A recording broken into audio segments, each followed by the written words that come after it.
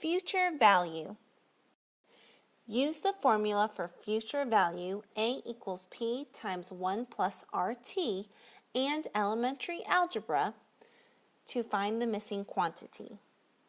We're given that A equals $1,440, R equals 5%, and T equals 4 years. And we're asked to find the missing quantity, which is P, or the principal. In order to solve for P, I'm first going to substitute in what's given to me into the formula. So A is 1,440. That equals P times 1 plus R, which is 5%.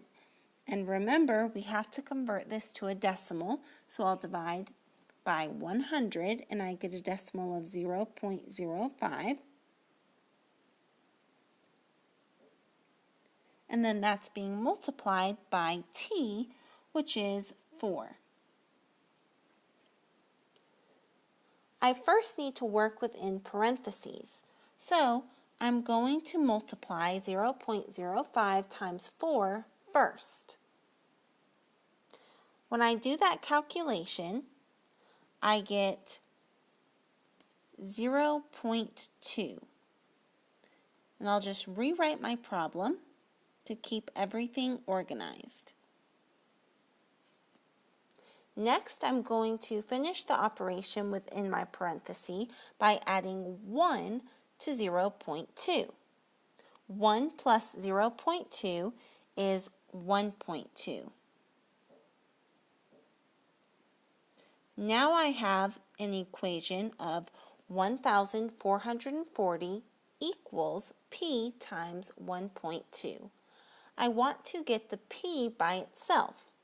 So I need to do the opposite operation and divide both sides by 1.2. I'm left with a single P on the right side, and on the left side I have 1,440 divided by 1.2. When I do that on the calculator, I get 1,200. So my principal, or the original amount that was invested, is $1,200. Use the formula for future value A equals P times 1 plus RT and elementary algebra to find the missing quantity. Here I'm given values for A, P, and T, and I need to find R, which is the interest rate. In order to do that, I'm first going to substitute in the values that were given to me. So I have 2,040 equals 1,500 times 1 plus R times T, which is 4.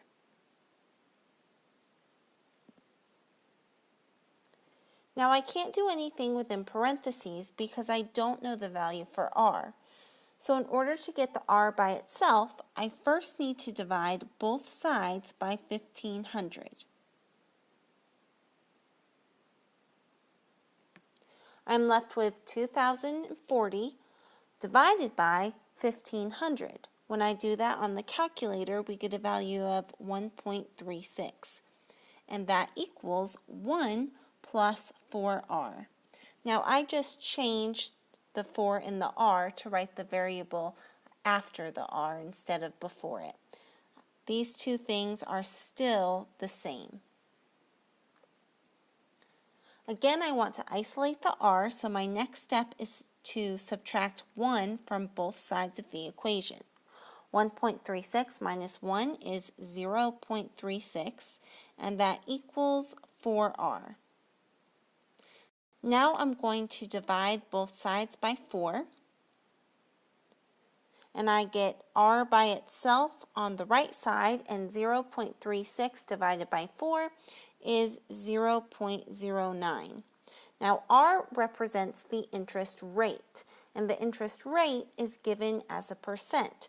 Right now I have a decimal, so I need to convert that decimal to a percentage. In order to do that, you're just going to take the decimal and multiply by 100. So you get a value of 9%. So our answer is R equals 9%.